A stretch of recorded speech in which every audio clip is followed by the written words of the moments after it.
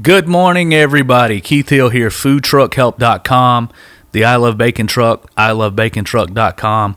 I've been watching the traffic. New Jersey has taken over London. So to everybody in New Jersey, I see Secaucus listening and Montclair, New Jersey. Welcome. I just wanted to give you all a quick hello. Foodtruckhelp.com.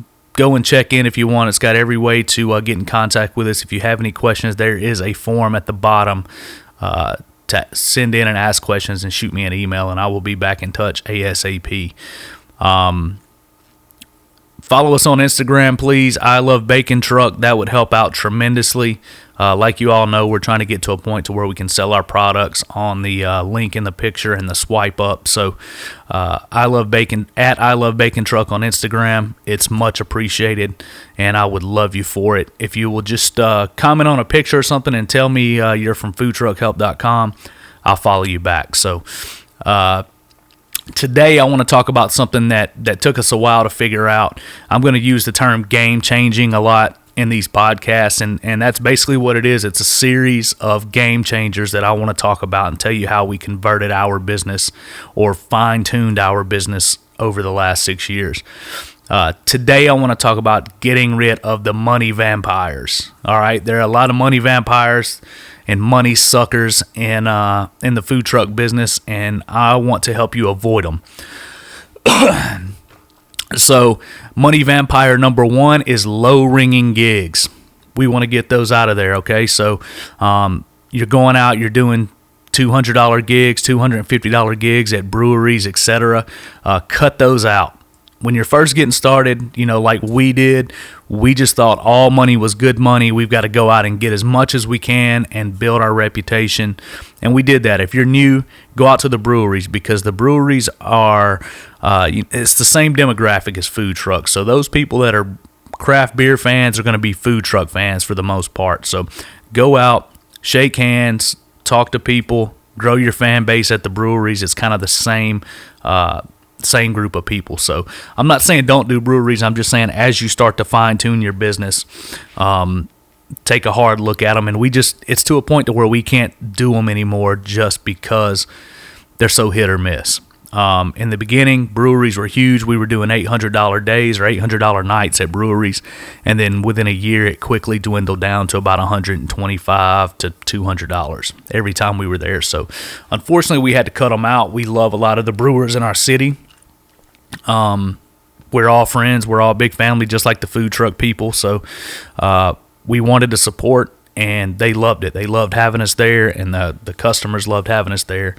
But unfortunately, money-wise, it just did not work. So what you want to do is look at all of your events like that you're doing. You're just not going to make it doing $300 nights or days or gigs or shifts or whatever. As in the previous podcast about knowing where your money spots are, this is kind of the same thing. This is a reiteration on that. And what you want to do is go in, put those in a spreadsheet, figure out where your biggest averages are, and build a relationship. Once again, reiteration, I completely understand, but we're talking about money suckers, and those two things go hand in hand. What we did the first year or two was we went and took everything.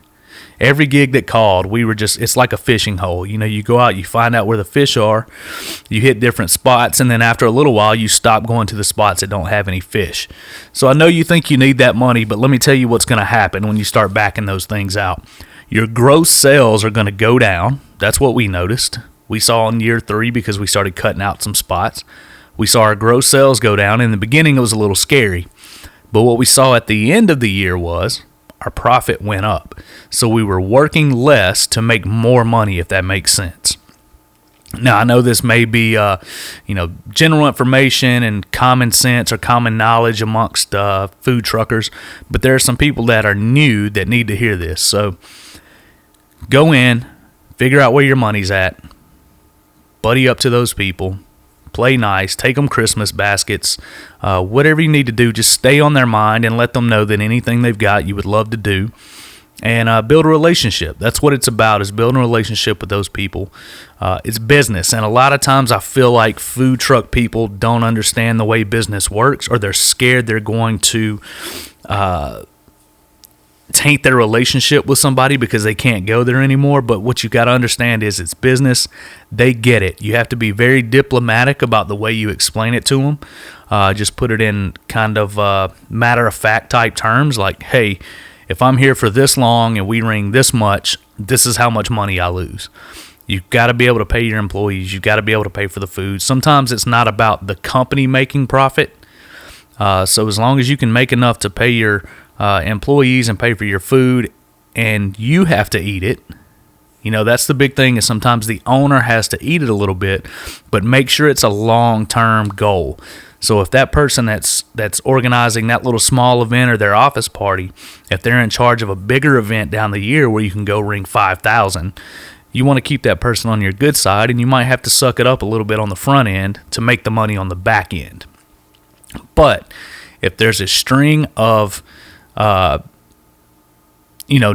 that never go anywhere, gigs that never go anywhere, if it's you go somewhere and it's just like, hey, there's nothing on the horizon, just explain to those people that it's not a money maker for you, and you're not greedy, but you have to be able to pay your people.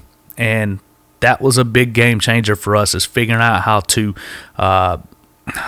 I don't want to say manipulate that relationship, but work the relationship, and just be very diplomatic and matter of fact, and let them know why you can't do it.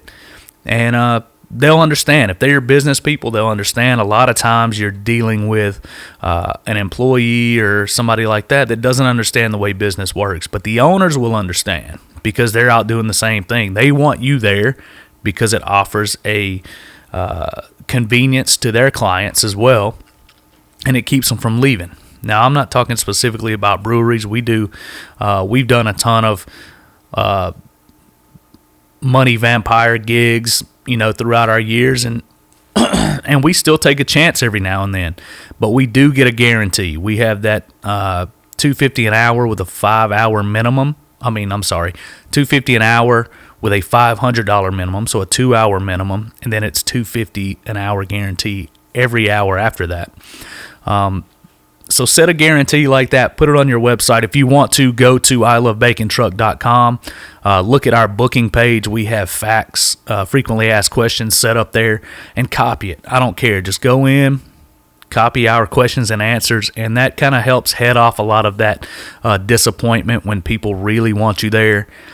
Before you ever even talk to them, they go through the frequently asked questions and they see like, okay, this isn't going to work out for us. But if you see on our booking page on ilovebacontruck.com, what you will see is if they don't have enough people to meet the guarantee, we will do a drop-off catering. Come up with something you can make in bulk, some catering things you can make in bulk, and turn that business into catering rather than taking the truck out. Taking the truck out takes up a lot more time. And you can usually prep, say it's a catering for 25 people, you can prep that in the morning while you're prepping to go out for the truck, and just swing by and drop that off on your way out to your food truck gig. That lets you double up, still retain that customer, and keep that relationship. So there's my tip for the day. Avoid the money vampires, avoid the money suckers, avoid the time suckers.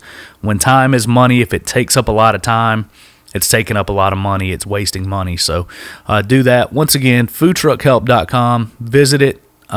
Subscribe to anything on the page there. We've got our YouTube, our Twitter, our Facebook group. Also a way to subscribe to Apple Podcasts. So go over there, do that. If you've got any questions, there's a form at the bottom of the page. And I hope this information helps you.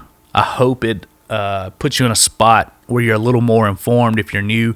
I know this all may be monotonous to somebody who's been in the business for a while, but new people, I hope this really helps you out and helps you avoid a hole that's easy to fall into if you don't know where your money's going. So pay attention, find out where your money's at, go get them. foodtruckhelp.com. We will see everybody tomorrow morning.